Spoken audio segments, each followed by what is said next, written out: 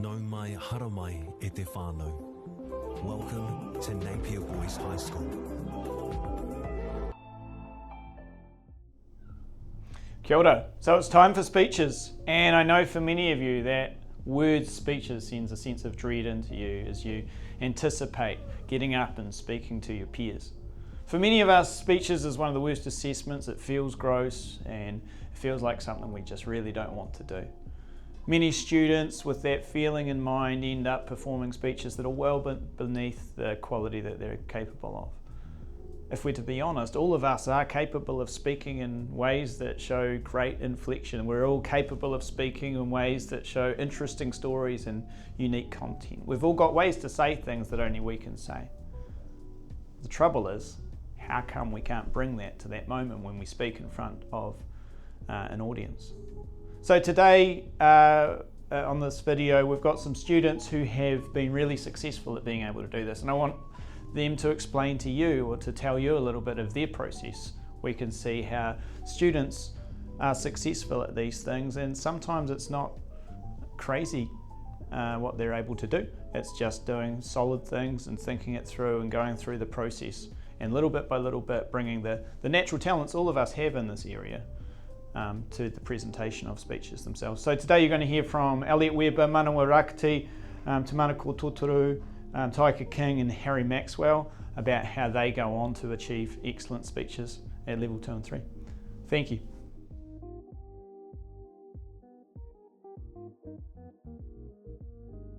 How do you cope with the nerves? Yeah, that's a good question. Often find like when I'm giving a speech, I don't think about, you know, the people who are going to be listening to my speech. I'm not like giving the speech to them. I'm just like in my head, I'm talking to just the teacher or just the person grading my speech. So I won't be like super worried about what the entire class is going to think of me. Like they probably wouldn't, like they don't care to listen to me anyway. So I just give the speech to the one person at a time.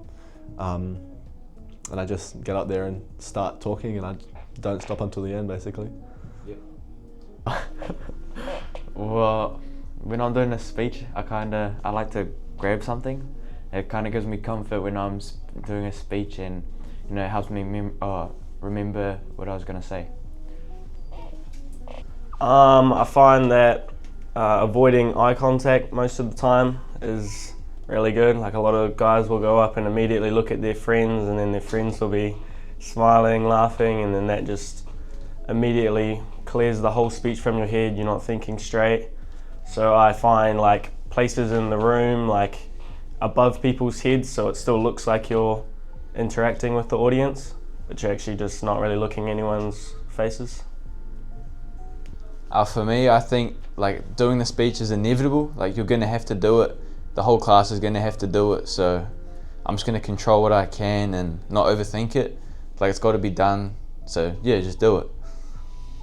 I don't really. Like Taika said, it's sort of inevitable. You're going to have to do the speech regardless.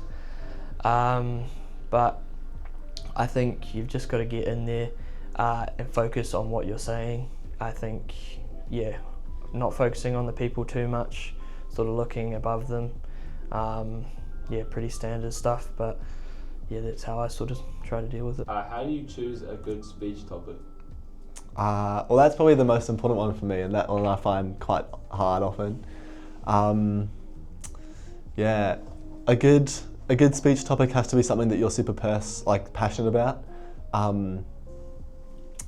I often find like it helps when you're to be more confident in your speaking as well. If you have a speech topic that you're super engaged in and that you would just have a normal conversation with a mate about, then you can get quite personal and anecdotal with your speech. Yeah. I find a topic that I kind of relate to. So for like our speeches last year, I kind of just thought about te reo Māori and how it's like dying and that. So I kind of used that to create my speech, and then for manu kōrero I just found one that I could relate to real easy. You find things that are like really personal to you, similar to what Tamanako said. I find that if I choose something I'm really passionate about, then when you're writing it, it makes it a lot easier, and it just feels like you're just making a conversation that you would normally have with someone at lunchtime or something, instead of trying to argue something you don't really believe in. For me, I always like to choose something I'm passionate about. Like, don't speak about something you don't really care about, because it's going to be boring for you and for all your viewers. So just find something you really care about, and it just becomes way easier. Similar to what everyone said already, you got to be passionate about it.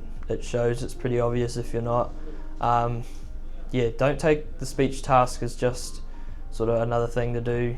It's a bit of fun. It's a bit of writing, but it's just so much easier if you can actually talk about something you like. And I think Manoa touched on it, is just act like you're speaking to a mate. If you're passionate about what you're talking about, it'll just come out naturally like a conversation. Bit of improv in there. How do you write it, and what are you thinking of as you write? I usually am thinking of a couple of things. The first one is, how is this going to sound when I say it? Because it's all too easy to write an essay that you then say instead of writing a speech right from the beginning. So it's really important to make sure that you're writing a speech with the presentation in mind. And then I try and, I'm not really one for humour as much. I go for more dramatic speeches. So I'll always try and have a bit of engagement from the audience by bringing up topics kind of that might be a little more controversial, try and just grab their attention. That's kind of what I'm thinking about. When I write my speech, I kind of, I don't want it to be bland.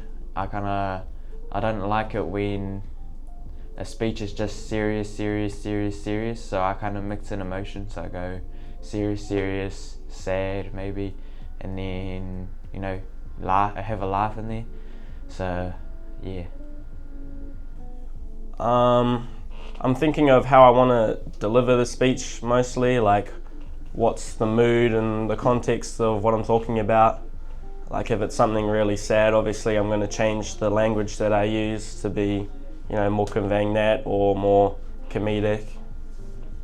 When I'm writing, I'm thinking about how others are going to hear it.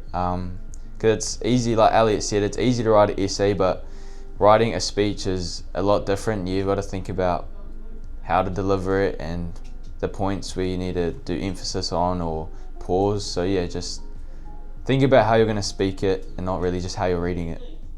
I think as I'm writing it, I'm just trying to focus on keeping it natural. It's not an essay. So I think language is important. It's got to be, you don't want to sound like you're just sort of a know-it-all. You want to sound like you're just sort of pretty natural, pretty calm when you're talking about it. Obviously, I'm thinking about the tone of where I want the speech to go. Is it a serious issue? Is it quite a funny topic? I think that's really important, is just establishing that tone. Discuss your preparation for the presentation of it. What do you do? So in order, when I give speeches, I like to have them memorized. Often I won't have had them memorized by the time I'm presenting them. But in order to get more familiar with my speech, I'll literally just read it out loud over and over again. And I'll have a cue card, and I just memorize the cue card. So I just read sentence after sentence, and eventually I can do it without looking at the cue card. And so then I read the entire thing, and I go on to the next cue card. And so I just learn the speech bit by bit. And I just make sure that I'm super familiar with it. Because that's one of the most important things, is to be familiar with the things that you're talking about. You don't want to get up there and read something that you've forgotten that you wrote, or even that ChatGPT wrote, because you haven't looked it over, you don't know what's actually in your speech. And that's probably one of the worst things you can do. I don't know. When I'm at home, I guess I kind of like run over the speech heaps, and then when I'm doing that, I just kind of leave my hands, like do whatever, and sometimes good actions come out of it, So I always try and make sure that I have at least the majority of the speech down by memory. And yep. For me, I just really like to remember it, memorize it, become familiar with it. So for about a week, every single day, I'm just reading it out loud to myself. I got a couple tricks, like I'll record myself speaking it, and then I'll put my earpods in and listen to it. Another one, I don't know if other people do this, but I print out my speech. I'll put blue tack on the paper and I'll stick it to the outside the shower. When I'm in the shower, I'm reading it and I'm like practicing how I'm going to say it, adding hand gestures in, so that's a good little tip. I think the easiest thing for me is I'll basically write the entirety of the speech, and when I'm sort of happy with it, or happy with, I've got a like sort of bit of a draft, I'll chuck it into like a AI ChatGPT and get it to read it back to you, or you can sort of get it to read it aloud on like Word or something like that. And I found if I can record that or just have a copy of it and then just play it over and over when I'm doing anything really, it's been real helpful in memorising it. Well, how do you ensure delivery is on point? The second important thing for me is when I'm delivering, it's not to a piece of paper. So it goes on from what I said. You're not just reading a speech off your piece of paper, you're not just talking to the piece of paper. You want to look at the audience, you want to speak to them, get personal. And even though, as I said earlier, I think that I'm just speaking to the teacher so that I don't have to worry about what the audience is going to think, I make sure that I am addressing them just as much, because I don't want to just ignore the people that I'm speaking to. It's making sure that you're speaking up nice and clearly, making sure you're engaging with the people listening to your speech. I use facial expressions a bunch. So when it's real sad, I go serious, kind of frown a bit, and then like a laugh, I'll stop for a second after I've said the joke, and then I kind of look out to the crowd. Sometimes it works, not all the time. Maybe you get a lucky voice crack and it works. Just really focusing on like facial expressions and the emotions that you try and use, what words you emphasize, or like the pace that you say the speech in. Especially when you're nervous, it's hard to not just speed it up as fast as you can. So you really gotta take a breath and just deliver it how you need to. Like I just said, when I'm in I'll just practice it, and I'm going to find points where I'm really going to use my hands. If you got stats, you can kind of count them on your finger, or just stuff like that. Just finding points where you can add them in. And is there any other advice you want to give? Don't be worried about giving a speech. Being able to be a good speaker is one of the greatest talents you'll ever have, because when you speak clearly, when you can speak convincingly and you can persuade people of the ideas that you're presenting, you will find it very easy to, say, win arguments. You'll find it very easy to get your ideas across. You'll find it very easy to get by in life if you're a good speaker and you can communicate your ideas clearly. So that's the main thing. Don't be afraid to give a speech. A speech is the most effective way to get an idea across. If you've ever sent someone like a text message, they don't have to read it. They often, as we all know, you'll get left undelivered or get left unread and there won't be any engagement. But if you're talking to someone in person, if you're directly conversing with them, then they don't have a choice but to listen to you and then to engage with it. Just be yourself, really. I tend to look out the window when I'm doing a speech, so over everyone's heads, like I'm doing right now, and go look from one end to the other, kind of look for a door that's close to someone, just look at that, thinking that you want to go out or so, leave right now. Yeah. But most important, when you stutter, just keep going. You can mess up the whole stutter of yours, but if you think about it, no one really knows your speech. I think it relates to many things outside of school, like different jobs, and if you really want to be successful or high level at anything, you're going to have to communicate with people at some point. so you can't just hide away from that forever. Don't overthink it. Like, people aren't really going to be sitting there hating on you. They're just going to either not be caring, not be listening, and yeah, like, they're probably just going to admire you for being able to get up there and speak it. So don't overthink it. You've got it, and yeah, good luck, pretty much. Just do it. Yeah, like Taika said, something you're gonna have to do. But yeah, try to enjoy it, even if you're not the best rider. Yeah, find something you want to talk about, and just put some effort in. And I think a lot of people don't realise how much they can enjoy speech writing and just speaking in general until they actually just get it done.